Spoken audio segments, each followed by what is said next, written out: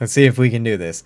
Hey everyone, what's going on? It's EurekaFresh here. Today, I want to start a new YouTube series with all of you to show you my process on how I go about editing my videos and uploading them up to YouTube. A lot of this information can be used in any sort of editing scenario, whether you're using another editing software or if you just have your own process that you prefer. You can take any of this information and adapt it to fit your own editing needs or your own editing process. So I hope this helps some of you, and if it does, be sure to comment down below and hit that like.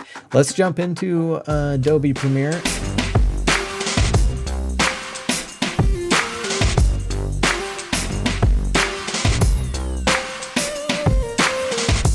As you guys see, we are in Adobe Premiere Pro. Like I said before, this is going to be a process that you can utilize in any editing software or any sort of process. So whether you're using Adobe Premiere Pro or Sony Vegas or even iMovie, it doesn't matter. All of this stuff should translate all the way through. All right, so what's the very first thing that you're going to want to do to help your editing process not only become more smooth, but also a lot quicker? The idea is to get as much content out as possible, but if you're spending so much time always looking for things or trying to find what you're looking for, it really bogs down your editing process. So the first thing, like I said, is going to be organizing. So if you're using Premiere Pro, you have this section down here. Maybe it's over here, maybe it's over here.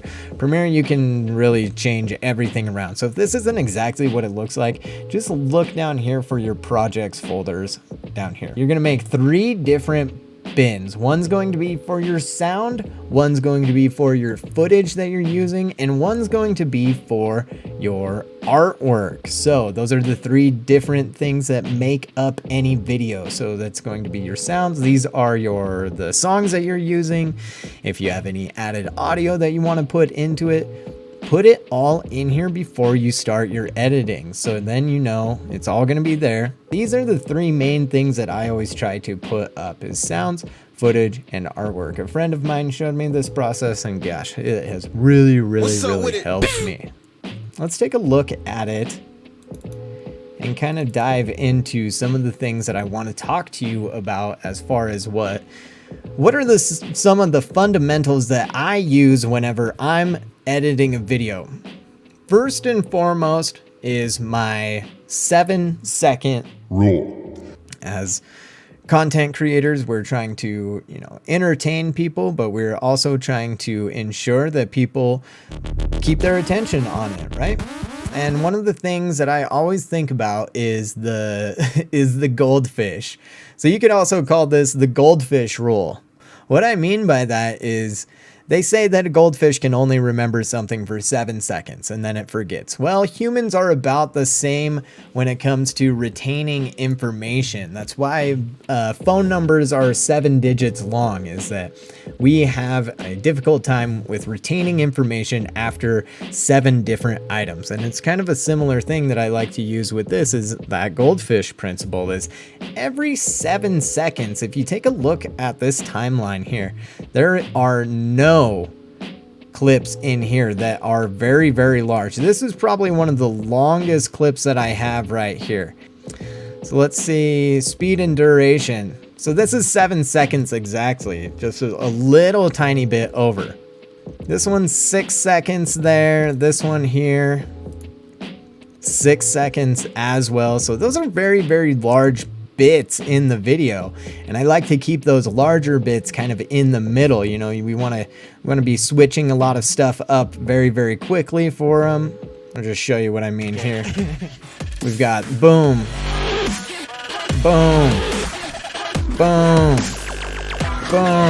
switching out constantly, quickly switching out from scene to scene, shot to shot.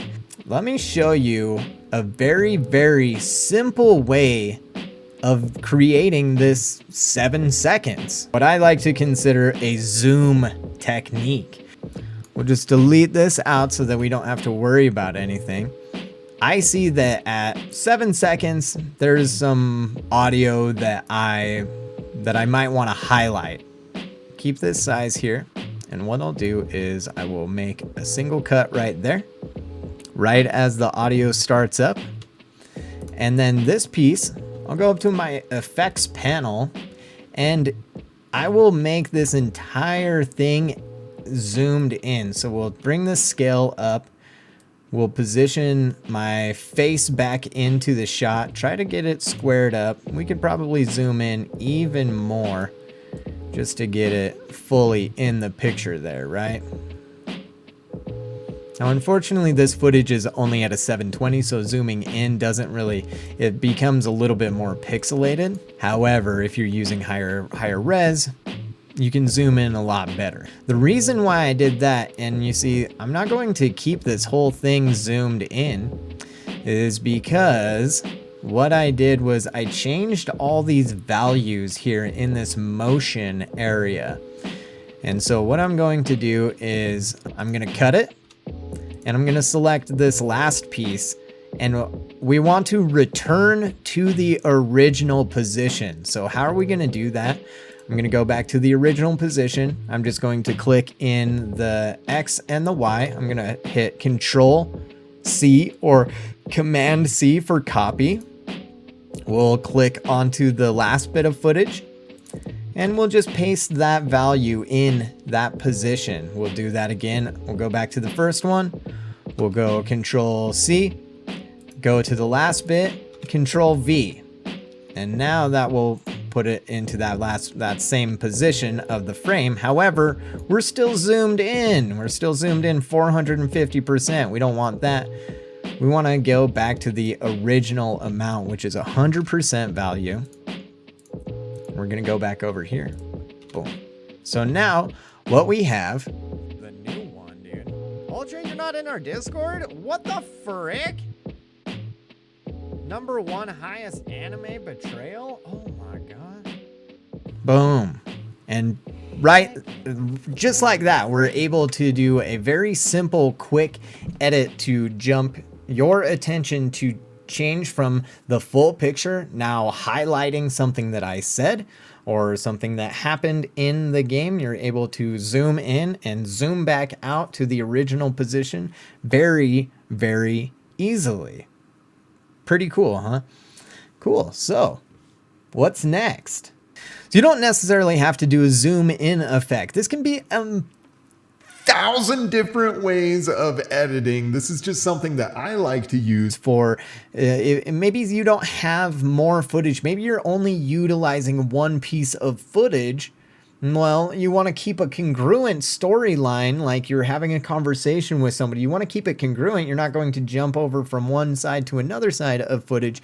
You're just going to keep the same piece of congruency, but you're changing the visual up just slightly to be able to create that interesting change so that your viewers don't become so tired of what you're looking at. So you can do this very, very simply by just implementing something of a zoom in like that.